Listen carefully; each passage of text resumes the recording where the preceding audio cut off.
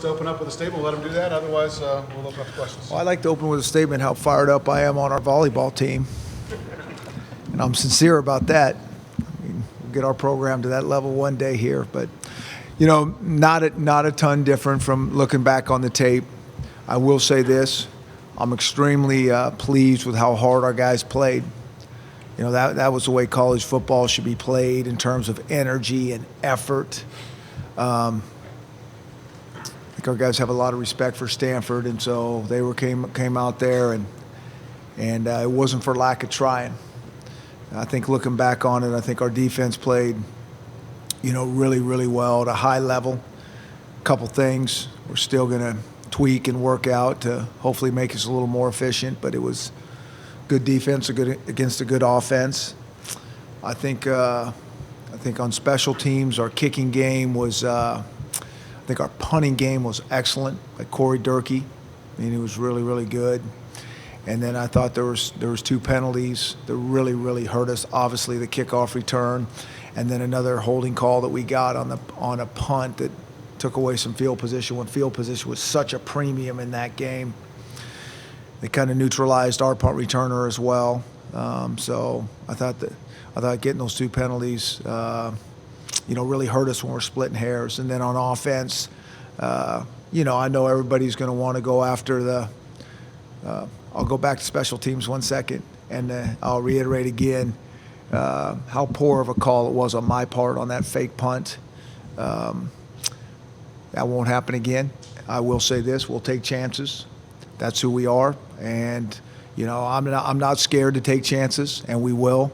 But they'll be more calculated. That doesn't mean that they're all going to work. Whether you're running trick plays or trying to get something going on special teams, you'll get some things blown up on you, but that was a poor call on my part. And then going to offense, again, I know everybody wants to always jump on the quarterback, especially when we were struggling like we were, and some of it is the quarterback. But there's enough issues to go around in terms of starting with coaching. That we got to coach our offense better, coach our quarterback better, and I mean that from me again. I think our O-line I thought did a decent job in the first half, and I thought the second half our run game went away, and which puts too much pressure on our pass game, and I think our receivers could be more detailed as a group as well, and so this isn't like something that was out of the blue. I could kind of feel it coming on offense, but I think now it's forefront in our players' face. It's on tape after 5 games, and I think we'll have a good plan in terms of how we need to tighten things up and what we need to coach differently. The players will see it, and I'm hopeful for progress. So offensive struggle, and that's been off and on now with Stanford. Are there things that to get the confidence back in the players, and I'm sure they're still confident, but are there mechanical things that you're going to be working on for them doing, or are there some real fundamental? It seems like getting a rhythm in the running game has... Yeah, it has a little bit, and I think we're close there. I do. I think we're pretty close in the run game to get some rhythm going there. Time will tell on that, but I feel pretty optimistic there. In the pass game, we obviously got a longer way to go because I think there's protection things. I think there's, receiver things, and certainly there's quarterback things in terms of decision making and him hanging in there in the pocket when he can and not be that scrambling guy every other pass. And so that's going to take some time to work through, but we'll make some progress. We will. Did you contemplate at all Saturday taking Siler out and giving Jeff a series or two? Nope, did not. No. And maybe in hindsight you could look there because I think to be fair to Siler, I mean he was like me. I mean we were all looking for answers and probably trying too hard and pressing so much that it was we were getting away from some things that we actually had, and that can all work against us. But it didn't come up at that time. How long of a leash does a young quarterback need? I mean, I guess how much opportunity does he need to be given to work through struggles? I don't know, but he needs time. He's played 5 games his college career. And so he needs time against the number one defense in the country. And so he needs time to be able to let us coach him and let him grasp onto the things that we want him to do and kind of go from there. Coach, how good was Stanford? That's a great question. Certainly against us, they're very good, and putting the tape on going in. I mean, I don't think I was under any illusions what it would look like. I was hoping it was going to look better than it did because I do think we had some things, had we executed a little bit better, could have been different. I mean, hey, I think the most frustrating thing to me was minute 4 left, we got the ball on the 19-yard line and can't get anything done. So no matter how it went, we're still in a really good position to be able to tie this game back up. And we just couldn't get anything done. That was probably the most frustrating thing.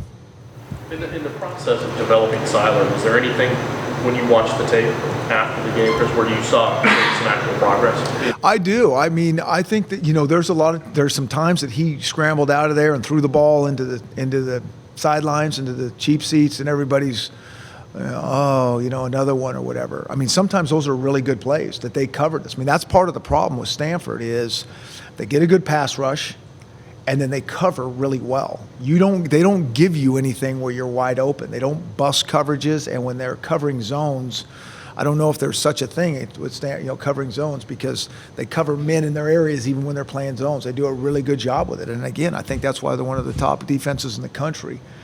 And so I think there was, times where he got out of there and, hey, that's a good play, Siler, even though nobody else thinks it is. You put the tape on, that is good. And sometimes the protection, he had to flush. And then certainly there was other times where it's like, stay in there, throw the ball. There was times he stood in there, threw the ball really to the wrong guy. He was getting off his number 1 too soon and going to number 2 and didn't need to do that. And so we just got to go back to really just to kind of square one and reteach these read progressions and get him calmed down, and we'll make progress. Just in general, I mean, if you were the schedule maker, would you have wanted the bye week to come right now, given the results of the first 5 weeks? I always look at it, in terms of how's this going to help us? And so I certainly think it will. That we can kind of really watch tape on ourselves as a staff, and then get our players to watch tape of ourselves in the first 5 games and create cut-ups and what do we need to do to clean some things up really, because it always comes back to us.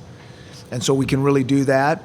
We can get a couple practices in to kind of work on some things. We can get ahead on the next opponent a little bit. So I think it's a positive. Do you have anything in particular, whether it's the offensive line or the whole offense, to try to get that second down looking a little better? Had a lot of 2nd and 9, 2nd and 10, 2nd and 8. No question. We had way too many third downs. So we had like 18 third downs. I mean, that's a ton, And so Stanford would say that's exactly what we want to do. We want first down. I mean, everybody talks about third downs, but I think sometimes like the coaches will talk about, we got to play first down defense. That's going to help third down defense. And so they did that. I mean, everything was first down, usually 2nd and long. Now we're in 3rd. We had like 10 or 11 3rd and extra longs. Well, if you do the math, our goal would be to convert 25% of 3rd and extra longs. That's the goal. So that's not good on 3rd down. I mean, to be 25%, but that's really probably when you're playing statistics, that's an okay number. Well, we want to be around 50% on 3rd down. So you're right. We got to get better on that first down and not have so many 3rd downs. I think to answer your question, the plan is we just need to execute better. It's not like, different plays and all those things. I mean, you guys know that. I mean, the plays are all designed that they're going to get us some pretty good yards when and if we can block them correctly. Chris, some of the issues you talked about with Siler, is he still paying a bit of a price for not having that experience of spring ball? Yeah, I think there could be some of that. I mean, every rep helps, especially when you haven't played a lot of college football. I think it all matters. I always say this. I think it's never like one thing. I mean, any one thing you're going to fix really quickly. You're either going to get rid of it, you're going to change it, whatever. I mean, those things are really easy, and so I don't think it's any one thing. And it's not just Siler. It's everybody. We gotta be better at all these positions to help him out, and not just. I don't want to put this on Siler. The quarterback. The whole offense needs to be designed to make the quarterback successful. So how can we do that? Well, we got to run the ball. So it starts there. And all of a sudden, gets a little easier to play quarterback when you can do some of those things. But let's not overlook the fact too. You know, the question was early on. I mean, I think Stanford is darn good, and I don't want to minimize that. I want those guys to get their credit, and the season will kind of play out to see how good they really are.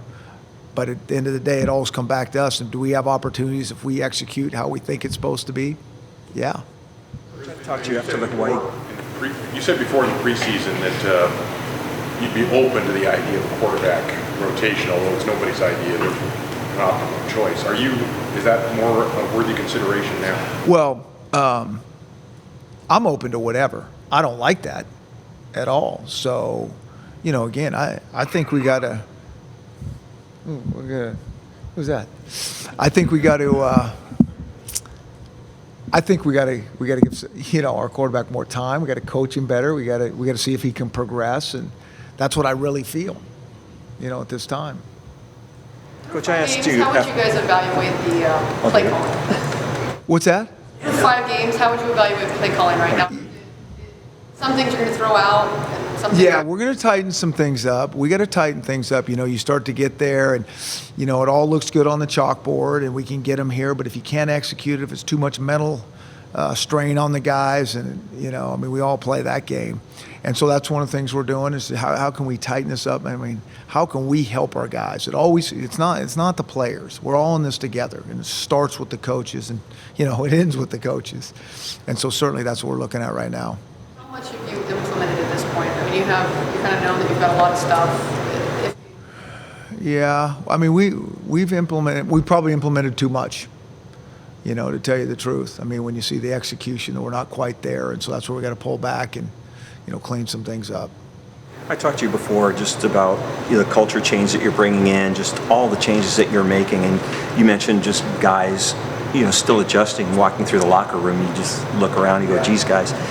How much of it is, the struggles of a 4-1 team, but just getting used to the way you do things, and how are they buying in, and how much of that has to do with, you mentioned also about trying to be too perfect and not playing loose and fast. Can you just address all that? Yeah. I was really pleased with all that on Saturday. I mean, I thought they played the bottom line is, how hard are you going to play?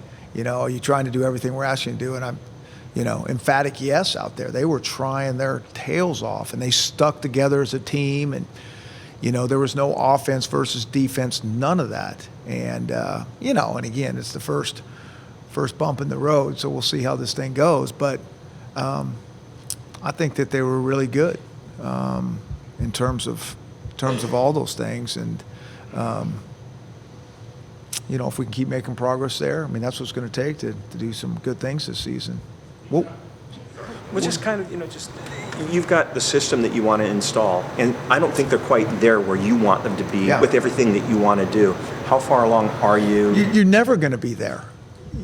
I'm never going to be there. We're always becoming. If we think we got it, I mean, go do something else. Tell me somebody in this room that's arrived and is there. And so if you have that mindset, I think it's completely the wrong mindset. And so are we making progress to where it is? It's never going to be good enough. And that's what we're kind of telling our guys. We have standards that are very, very hard to live up to in terms of everything we do. But it's always about becoming and getting there. And so we're making progress there. And I've been pleased with how they've been buying into those type of things. Execution, not so much. I mean, that's where we got to go. But all those other things, we're making good progress. Are there elements of the team at this point, halfway through the season, you can look at? You got struggles and challenges. Elements of the team that you're pleased with, that are meeting, maybe even exceeding expectations? I don't know about exceeding expectations, but I think some of the stuff we're talking about right there, I think that we're heading in the right direction, and we're making progress, and I can feel it. And, I think on defense, we've taken some strides a little bit. And I think on special teams, I feel like, we got a few things to clean up, but we're playing hard, and we're getting there, and we're heading in the right direction there. And, our big struggle at this point is just getting that offense going. Chris, in general terms, when you make a change at quarterback, when you have made a change at quarterback in your career, what do you need to see before you get to that point where changing that guy out is the right move? Yeah, I don't know the answer to that. Nobody wants to do that. And, I've done that. I've had one year where we had to do that a little bit, and it's it's a struggle and it's painful, and so you don't like to do that. But sometimes that can help a guy. It really can. You can take him out and somebody goes in and has a whole different set of eyes. The guy can calm down a little bit, put him back in the next game, next quarter, whatever it is. But it's, it's hard to do. And so you really would love to not have to do that, but, we'll see. When you have put in Lindquist, is it just certain places in the field? Is it certain sets? I'm just curious because he's had some stuff. Just What's your first part? Lindquist in. Oh. What determines that? Is it a certain Yeah. Down and distance. Yeah, a little bit of field position, down and distance, those type of things. Yeah. Talking about earlier about keeping guys engaged and maybe giving them something so they know going into Saturday that they're going to have their package or whatever. Yeah, you'd like to be able to do that for a lot of guys. Even at the quarterback position. But yeah, that's exactly what we're talking about. Did you see what you want to see first Monday after first loss out of the guys in practice this morning? Yeah, we didn't practice today. We went in and had the you wouldn't know that, would you?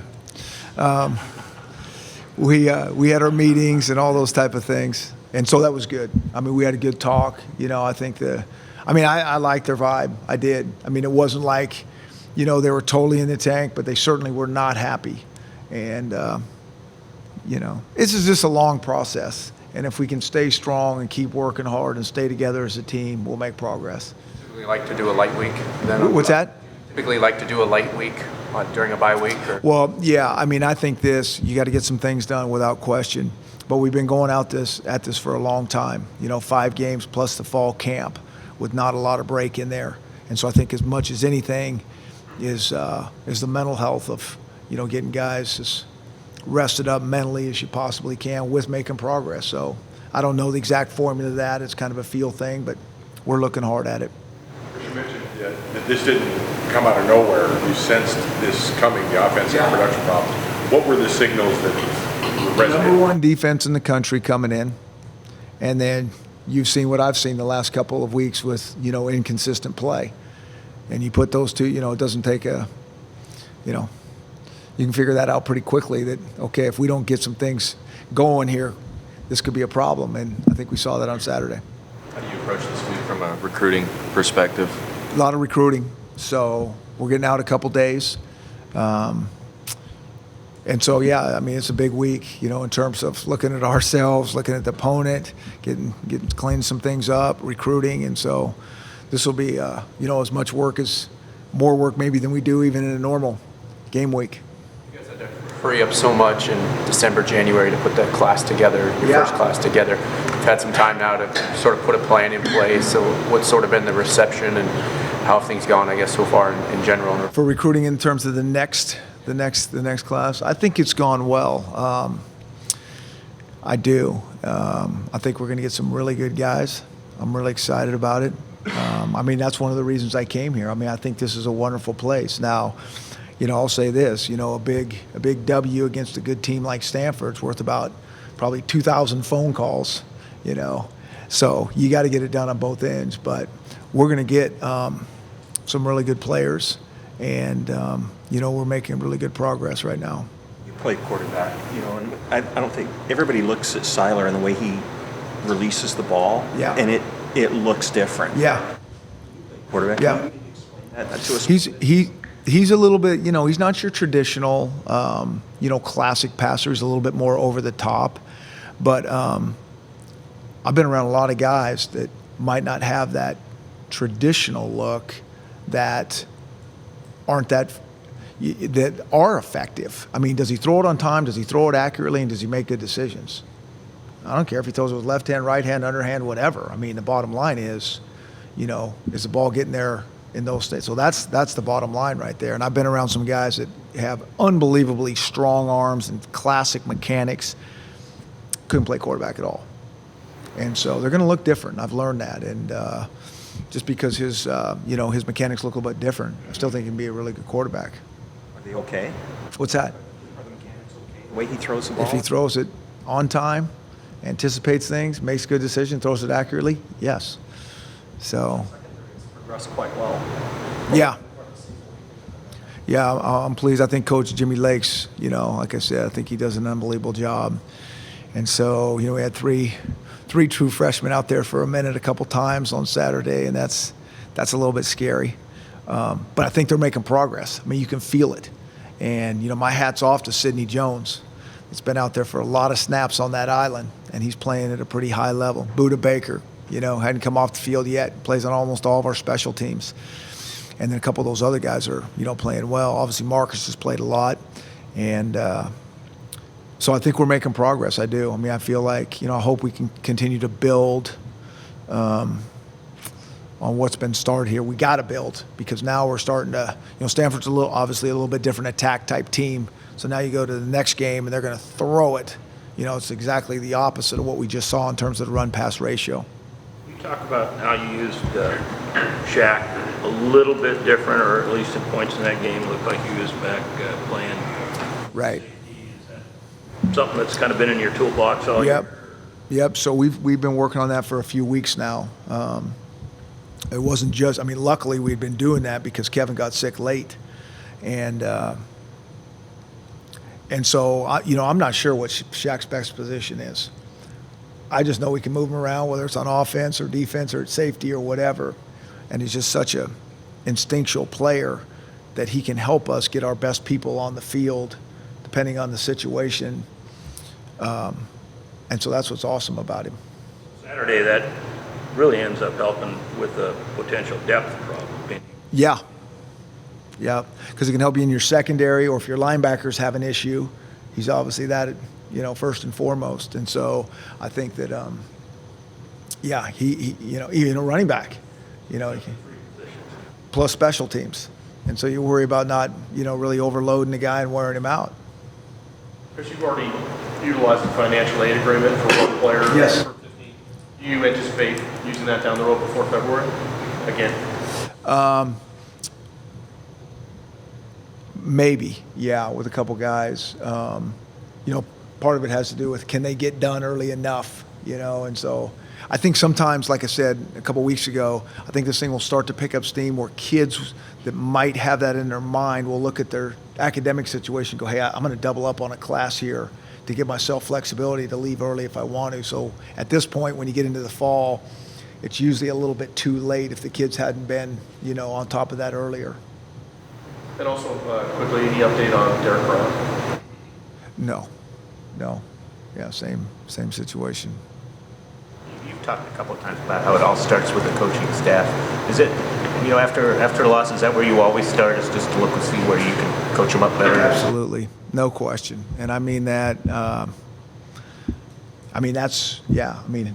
that's why I like to do this. It's like, how can we, especially when you don't feel like you're, I think the thing that's was hard about this game is we can be better on offense. I think we all know that, and we need to coach them better. And that's what I feel.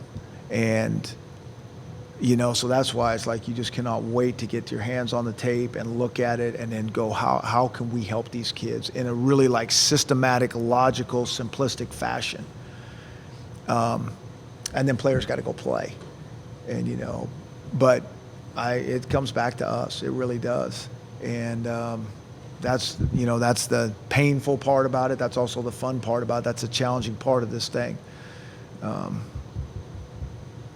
So it does come back to us always. Going back to the tape, Chris, offensively, did you feel like the game plan offensively that was put in place was good enough to win the game? Yeah. And again, when you're playing a team that good, you're splitting. It's not going to be like, and we do this, and we do this, and we had all these things open. Well, we had enough there if we could have executed better to win that game, in my opinion. You're going to have to earn things, and so the execution is going to have to be precise and on point because they're not going to give it to you. But I think it was there. I just think, I think our guys know too. I think it just starts in practice, that we got to practice at a higher level, and then it'll carry over into the games. Why is it so hard to find a kicker who can kick the ball into the end zone? Good question. That is a hard thing to do, and one of the problems a little bit is wind conditions. I don't think people realize how a slight breeze affects the kicking game tremendously. You might not even feel it so much even on the floor of the stadium, but the ball comes up, 40 yards into the air. It changes dramatically, not only for the kicker, but for the return guys. And so that certainly factors into it. But it is hard to get that ball placed correctly and deep enough. Was Gano on the opening kick that Montgomery? He wasn't. That was Cam. Between the two of them, who's got the stronger leg, you think? I think it's close, but I think Cam might have a little bit. It might be close. Cam might have a little more control. But we're, Tristan, we're excited about him. I mean, he's a true freshman. He'll keep developing, and he's going to be good for us. He's already in the mix, doing some good things for us. And but you can see how a dangerous guy, if it doesn't go where exactly you want it to, and then hey, it's not always going to go where we want it to. I mean, we can't rely on Corey Durkee to put it exactly where we need it every time, even on kickoffs. We got to cover kicks. And the one time he did get his hands on the ball on a punt, Buda Baker makes gets off his guy and is right there to make a play, and that's how it has to go. The extra point, the snap issue. It was a little bit of both. It was a snap issue, so it wasn't a clean snap. Jeff couldn't get his hands on it just exactly. I think we can be better on our snaps, on our PATs at least. What do you make of the Pac-12 North right now? What do you make of the Pac-12 North so far? Well, I don't know. I've just been saying from the start, I think the Pac-12's, unbelievably balanced and hard. I mean, we had the Washington State, Utah, down to the wire, Cal overtime.